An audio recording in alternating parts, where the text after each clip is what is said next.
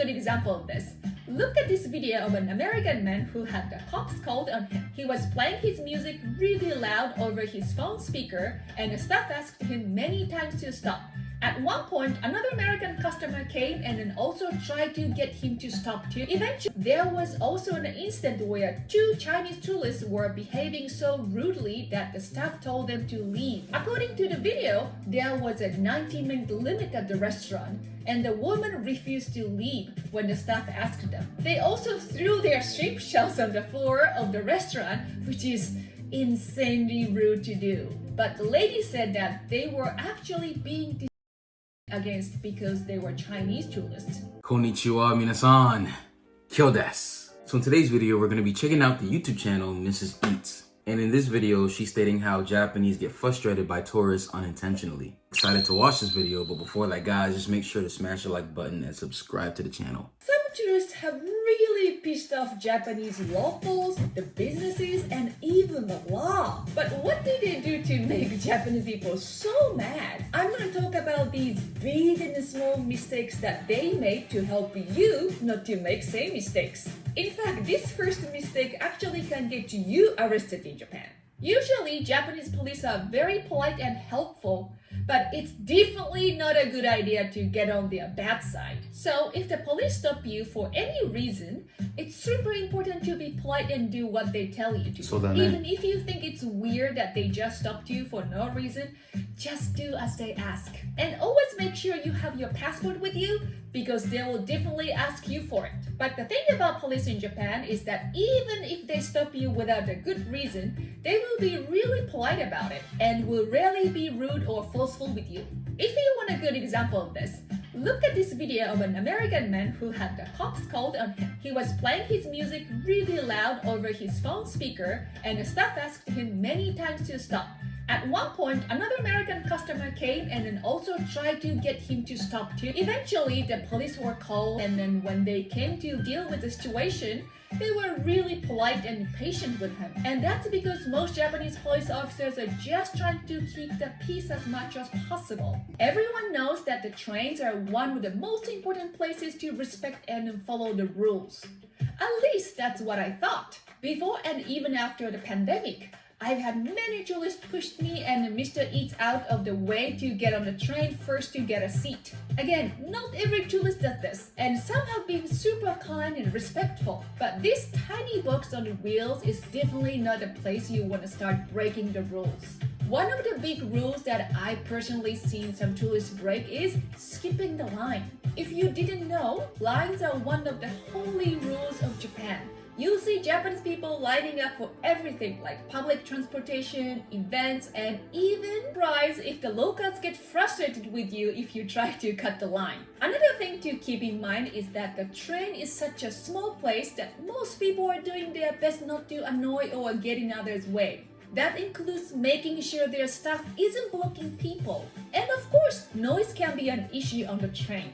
Many Japanese people try to keep their noise level down because it can be really annoying for all the other passengers who are trapped in the train with you. Many foreigners tend to speak in a louder volume in general than Japanese people. Of course, not all foreigners or tourists are this loud, and I'm not saying that you can't talk on the train. But it's important to be mindful of how loud you are, because most Japanese prefer a quiet train ride. Finally, talking on the phone is a pretty big no-no in general. Of course, I've seen Japanese people break this rule too, but many of them try to speak on the phone as quiet as possible and try to keep the conversation short. On the other hand, I'm so surprised at how many tourists just FaceTiming in public. To be honest, I think the train is the most important place to follow the rules. But the trains aren't the only place where rules matter. Because if you break this next one, you could get thrown out of the restaurants. Japan is home to so much delicious food and amazing restaurants. In fact,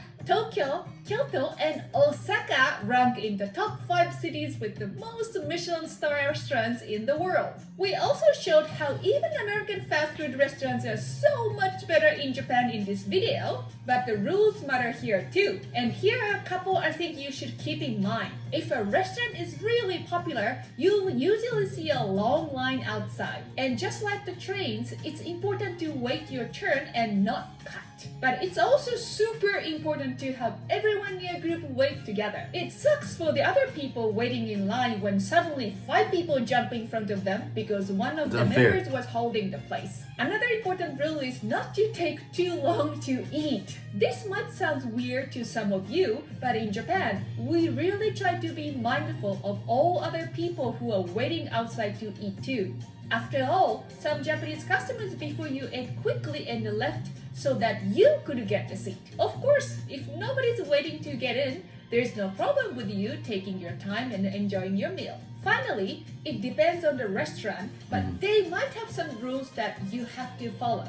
Many buffet restaurants have time limits on how long you can stay here. Other places might make you to order at least one drink with your meal, but most tourists I see are pretty mindful when it comes to these things.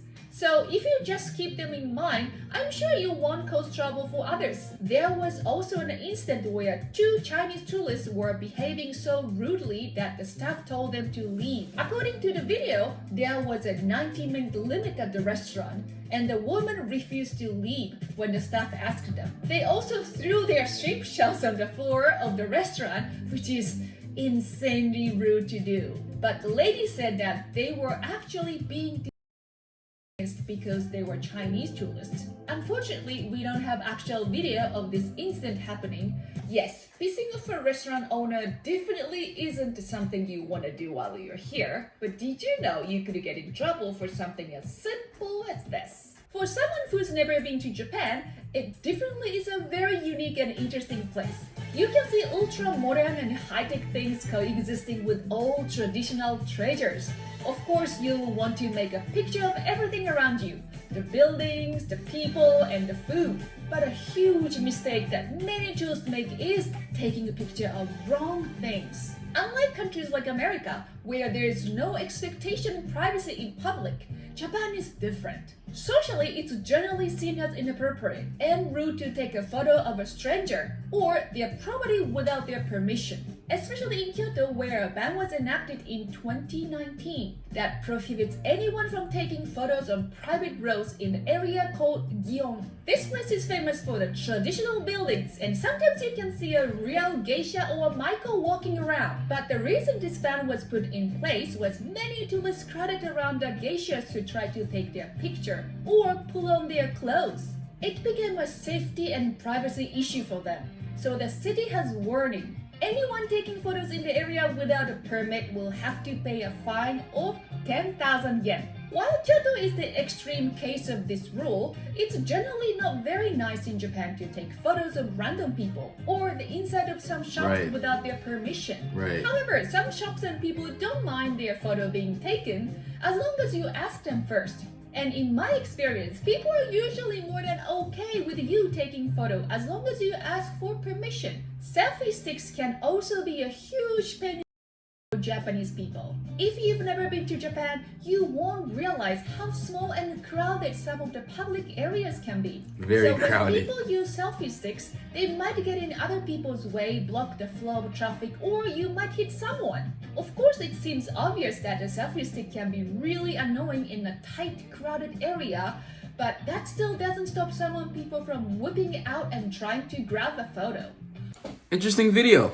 Of course, she mentioned a lot of the cultural rules in Japan. Even though it's not all foreigners, of course we know there's a good amount of foreigners that tend to do very embarrassing, stupid, or irritating stuff to Japanese people. What do you guys think? Is this video accurate? Please let me know your thoughts in the comment section below. So if you guys enjoyed the video, please smash the like button, smash the subscribe button, also hit that bell as well to get notified whenever we post a video. Hanto, arigatou gozaimasu. Mina, 気をつけて。じゃあね。